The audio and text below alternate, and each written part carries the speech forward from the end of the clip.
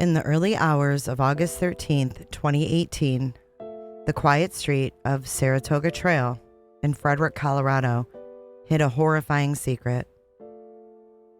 Inside this house, a family's life was violently torn apart. But as investigators pieced together the events of that fateful morning, one name began to emerge in a series of unsettling connections: Nichol Kessinger. Could she have been there that morning as the unthinkable unfolded? In this video, we'll dive into the chilling possibility that Nichol Kessinger might have been present during those critical hours. Do you recall where the house was? Yeah, it's like right off the highway in Frederick. Okay. And you know the streets? I mean, I'm sure I could figure it out again if I really had to. Like off the top of my head, no. Do you know the street name? No. Okay. I would have to drive around in there to get there. Okay. Did it look... unless it's, there's definitely a chance of somebody I don't know, of being a guy or a girl, come and just say, let's go. Just back up in the back, put them in, let's go. We'll examine the evidence, the inconsistencies, and the unanswered questions that continue to cast a shadow over this tragic case. Was Nichol closer to the events than we originally realized? Join me as we explore the mysterious role Nichol Kessinger may have played in the Watts case and what it could mean for our understanding of this tragedy. Okay, so I'm looking at NK. Now hear me out. This is NK, August 12th. It looks that's a call to Chris, or Chris called her, 9:20 something. Yeah. Okay, now we're going to go over here and see poor Shanann called. This is universal time though.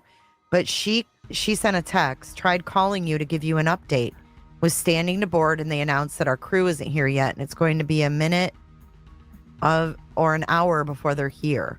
And then he doesn't reply until universal time 11:21, almost like an hour and a half later. And he says, "Holy crap. Sorry, I passed out on the couch. That's going to be late." And then the next thing in this entry is her coming home at 1:48. So he was ignoring her because if you look over here, he was talking to her for 111 minutes. Yep.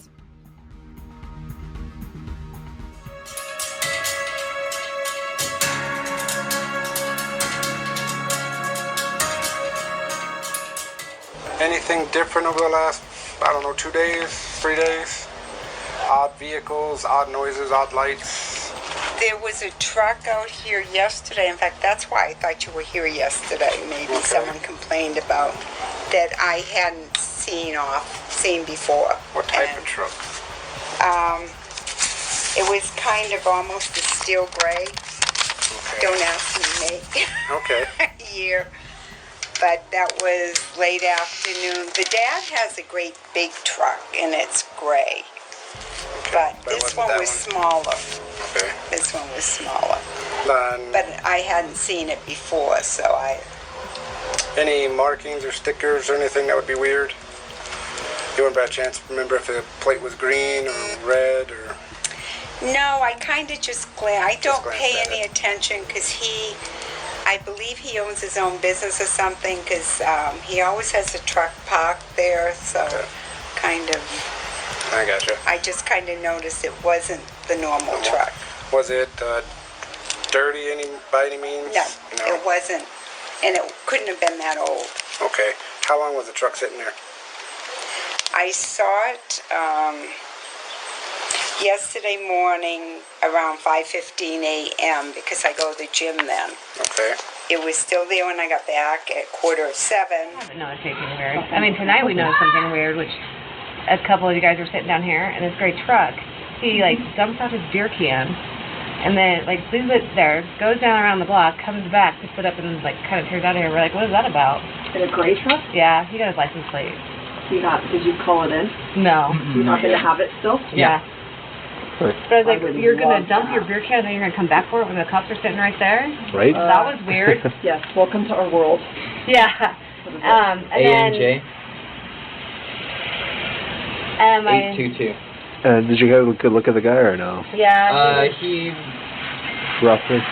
If he did, it was fine. He had like a backwards cap on, Yeah. like a hoodie. Yeah, maybe 20s, 30s. male. Okay. Did the truck say anything on it? The gray truck with the camper shell. It was a Ford. With the Ford? Yeah. Ford? Did they have the camper shell? What color was it? You The know? camper shell? It was tinted same windows? color as his Yeah, car. it was like gray too. Oh, great. Okay. Yeah, that was the only weird thing we saw tonight. We're like, what? Newer, older? It's an older model Ford. Older Not one of the model newer ones. Okay. And then my neighbor across the street, she's got the cameras on her house.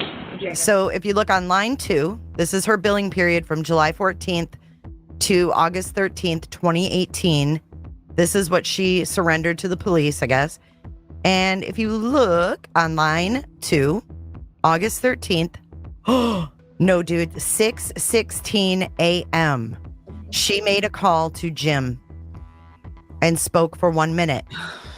And then she didn't get on the horn again until 2:28. I mean, unless it's, I mean, there's definitely a chance it's somebody I don't know. Of being a guy or a girl. I mean, and she has plenty of friends through like direct sales that I've never met that could have a kid that they come and just say, you know, let's go. Like, just back up in the back, put them in, let's go. But I wouldn't have the name. I wouldn't know who they are. Okay. And this is like, that's what's driving me nuts. It's like, when I told the news crew, like, if she's out there, like, just come home. Like, the back sliding door was locked as well. So how would she have left the house if she did leave the house? Or I don't want to put anything out there, like just suspecting like if something like somebody pulled in the back, and because we have a driveway back there from the new townhomes, but it's so hard to tell. Like there's no cameras in the backyard or anything like that, so it's really hard to even suspect anything right now as far as how she could have left. Or if someone came picked her up, or if somebody took her. It's like he's he's telling us. Something you thought was weird?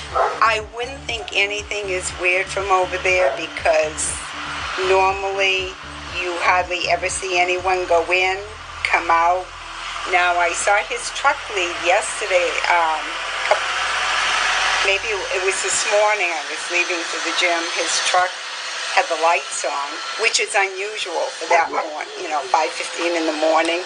Only fools like me are up. So you don't usually see him leave at that time of day? Oh, was that the gray truck, or what truck was that? That was his regular truck. It's a pretty big truck. Okay. So both of those vehicles were there at 5:15 when she left. Maybe, what could I compare it to? An F-250, 350, the big ones, yeah. And that steel truck, is that like a pickup or a... Pickup.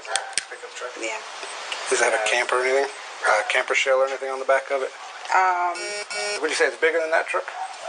Yes. Okay. Yeah. Did it have 2 or 4 doors steam motor? No, I don't. I never paid much attention. Okay. I'm gonna stop paying attention. This is scary.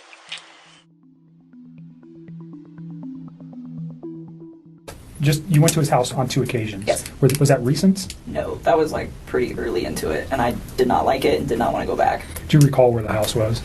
Yeah, it's like right off the highway in Frederick. August 13th. No, dude, 6:16 a.m. She made a call to Jim. Okay. And you know the streets? I mean, I'm sure I could figure it out again if I like really had to. Like off the top of my head, no. Do you know the street name? No. Okay. I would have to like drive around in there to get there. Okay. Did it look like anybody else lived at that house at that time? Oh, definitely. Okay. I mean, So is that what freaked you out? I mean, he told me that he was living in the basement, and he said, we're separated, but we're not divorced, and we're going to get ready to sell the house. And that was the impression that I was under. And I was under the impression that they were taking everything pretty slow with this, with like getting ready to sell the house. I mean, those are big things. So that's what I was informed. And I mean, if you think about it, this whole thing happened in a 6-week stretch. Like, it's not really that much of a time frame. So in that sense, like, it's believable to me. Yes, I went to the house, and the first time I was there, I hung out in their like front living room. I just sat on the floor, and it was on the 4th of July. It was the morning of the 4th, and I was helping him to set up MyFitnessPal app and like track his food, his calories and stuff, because he does pretty good with the working out and stuff. And he asked me, he's like, "Can you help me just like get this dialed in?" It's like, "Yeah, I can do that."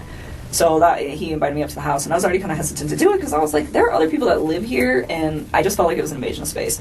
And so I went up there, and we just stayed in that front room, and I helped him out with that, and got him all set up with that. And then, he asked me if I wanted lunch, and he grilled chicken and carrots, and then that's all he had. And I was like, Take a look at these screenshots from Chris Watts' discovery. This is from August 12th, the day before the murders. And it says, at 18:47 hours, a photo of 4 chicken breasts on a barbecue grill was created in Chris's image file. And neighbor Betty offered information about a barbecue they had around 1900 hours on Sunday evening, 8/12, and never heard or saw Bella or Celeste during that time. She did see Watts a couple of times as he was cooking something on the grill, but the girls never appeared when he walked outside. Could this have been when Nichol really was over at the Watts house and ate chicken with Chris? and I was like, okay, so we ate, and then I left. And then there was another day about, I really want to help you guys. I do. I feel like this whole thing is just going to be crazy regardless of whether I give you my phone or not.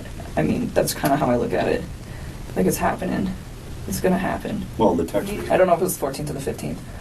One of those 2 days. But we had went out, and we stopped there just real quick on the way back. And we were there not very long. But that time, I saw a picture of his wife and one of his kids. And I remember thinking to myself, like, wow, she's so beautiful. And I, like, took a step back, and I was just like, this man has a gorgeous house. He has beautiful babies. He has a beautiful wife. He has an awesome job. Like, why would he want, like, I went upstairs once, and it was, like, to their little playroom, and I just, like, looked at it, and I was like, that's super cute that your girls have books, and that was, like, it. And other than that, I have never been in any of those rooms in that upstairs. Like, to me, it was just, like, you don't know. There are 3 total instances where Chris Watts suggests that Shanann would have had to have left from the back because there's cameras in the front. Here are some more screenshots from the Chris Watts discovery files. This is a quote from Chris. The only way she could have left the house is if somebody picked her up. But if it happened then from the back, because there's the camera in the front where the neighbors, the way it faces the driveway, it would have picked that up. The only thing it picked up was me leaving at like 5:26. According to documents provided by Anadarko, it appeared that Chris started his work truck at 5:18 a.m. on Monday, August 13th, 2018, and it remained on his residence for 27 minutes. It appeared Chris left his residence at 5:45 a.m. and drove 47 miles to an oil well site in Keensburg, Colorado. Chris arrived in Keensburg at 6:53 a.m. Truck sitting there. I saw it yesterday morning around 5:15 a.m. because I go to the gym then. Okay. It was still there when I got back at 6:45. As if these vehicles couldn't line up at the right times together near the Watts house. Listen to this. Here's another screenshot from the discovery. And it reads, Christopher gave us consent to check Shanann's phone. It had an alert which stated the garage door was opened at 12:42 hours. Detective Baumhover took the phone to the Frederick Police Department. Christopher showed me his phone, which shows alarm times when the doors are opened. It sent an alarm at about the time stating he left the open garage door. Christopher told me that at least 3 times, which I felt was unusual. Shanann's phone showed an alert at 12:42 hours for the garage door, which is the only way someone could leave the residence. 6:45, and then it was there around, I think, noontime.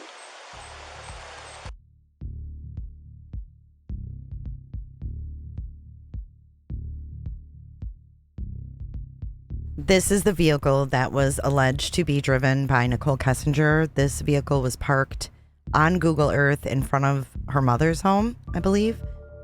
This has been floating around for years, so I'm not sure if this is even her vehicle. But this is kind of part of where everything came together, if you will. But who opened that door at 12:42?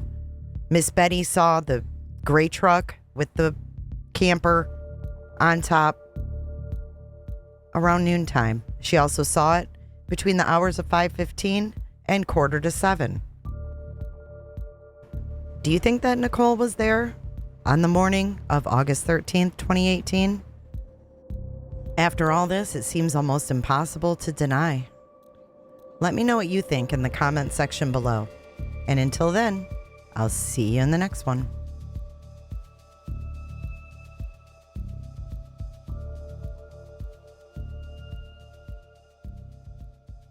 Thank you so much for watching. If you enjoyed this live stream or video, make sure to give it a thumbs up and hit that subscribe button so you don't miss out on my latest content. Want to take it a step further? Bring it all in. And join our community clickers by becoming a Patreon or a YouTube member. You'll get exclusive access to our Discord server, special channel perks, and much more. Until then, I'll see you in the next one. Click. It's real easy, man.